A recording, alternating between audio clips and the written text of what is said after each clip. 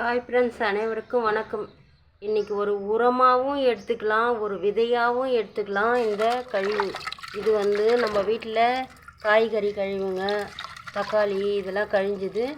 இதை நம்ம எப்படி பயன்படுத்தலான்றதை நான் சொல்கிறேன், பாருங்கள் தவறாமல்.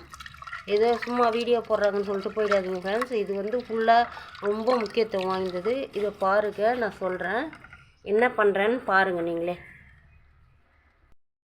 இது நம்ம தோட்டத்தை பப்பாளி நிறைய காய்ச்சிருக்கு.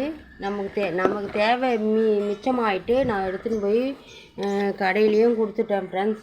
ஒரு 5 கிலோ பப்பாளி கிடச்சிது நம்ம தோட்டத்தில். இதையும் விளைய வச்சுருக்கேன். இது விலைக்கு கொடுத்தும் நமக்கு தேவைக்கு வேணும்னு சொல்லிட்டு மீதி இது வச்சுருக்கேன். இது மாதிரி நீங்களும் உங்கள் வீட்டில் விளைய வச்சுங்க. ஒவ்வொன்றுத்தையும் நம்ம வாங்கணும்னு போனோம்னா வாங்கி வாழ்க்கை நடத்தணுன்னா ரொம்ப கஷ்டம்.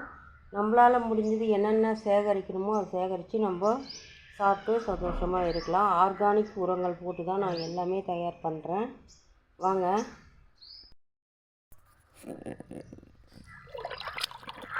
நிறைய விதை இருக்குது. இது பாருங்கள், பார்த்தீங்களா? இது இருக்குது பாருங்கள் விதை. இந்த விதையெல்லாம் நமக்கு செடிங்களை போட்டோம்னா முளைச்சி நல்ல விதையாகிடும். இதுக்கு ஒரு பார்ட்டே நம்ம தேவைப்படாது. வாங்க, இப்போ எப்படி டைல்யூட் பண்ணி ஊற்றலான்னு சொல்கிறேன். இப்படி போட்டு தான் இதெல்லாம் இந்த செடிங்கள்லாம் எப்படி வருதுன்னு பாருங்கள். தெரிஞ்சு இதெல்லாம் என்னோடய ப்ரிப்ரேஷன் தான். பாருங்கள் எப்படி இருக்குன்னு. இப்போது இதை கலக்கி எடுத்து நம்ம எல்லா செடிங்களுக்கும்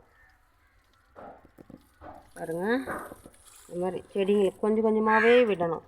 விட்டோம்னா அப்படியே முளைச்சி வந்துடும் எல்லா செடிங்களும். பாருங்கள் நீங்களே எப்படி தழைஞ்சி வந்திருக்கு செடிங்கள்லாம். இப்படி தான் நான் ஊற்றி எல்லா செடிங்களுக்கும் ஊற்றுறதுனால இப்படி வருது ஃப்ரெண்ட்ஸ். இப்போது இதில் செடிங்க அப்படியே முளைச்சி வந்துடும். எல்லாத்துக்கும் இப்படி ஊற்றினோம்னா இதில் இருக்கிற உரம் செடிக்கு வந்துடும். அதிலே நல்லா தெரிது பாருங்கள். இதில் விதைங்கெல்லாம் அது நல்லா தெரிது பாருங்கள். இது அப்படியே முளைச்சி நமக்கு வந்துடும். மண்ணை அப்பப்போ கிளறி கொடுங்க, நல்லா வந்துடும் பாருங்கள். இப்போ நான் முளைச்சி வரும்போது உங்களுக்கு காட்டுறேன், ஒரு வீடியோ போடுறேன். நீங்கள் அது மாதிரி செய்யுங்க. செடிங்களை பராமரிக்கிறது பாருங்கள். இப்போ இது ப்ரூனிங் பண்ணிவிட்டு நல்லா தழைஞ்சி வந்திருக்கு. இது குண்டு மல்லி செடி நல்லா வந்திருக்கு பாருங்கள். என்னோடது ஆர்கானிக் உரங்கள் தான் எல்லாமே. இது பாருங்கள், இது எல்லா செடிங்களுக்கும் இது போடுங்க. இது விதை விட்டுருக்கேன். நாற்று என்ன நாற்றுனா மிளகா நாற்று விட்டுருக்கேன். ஒன்றா ஒரு நாளைக்கு எடுத்து நட்டுட்டு வரேன். இப்போது இது எல்லா செடிங்களுக்கும் ஊற்றினோம்னா அது பாட்டுக்கு செடிங்க வந்துகிட்டே இருக்கும்.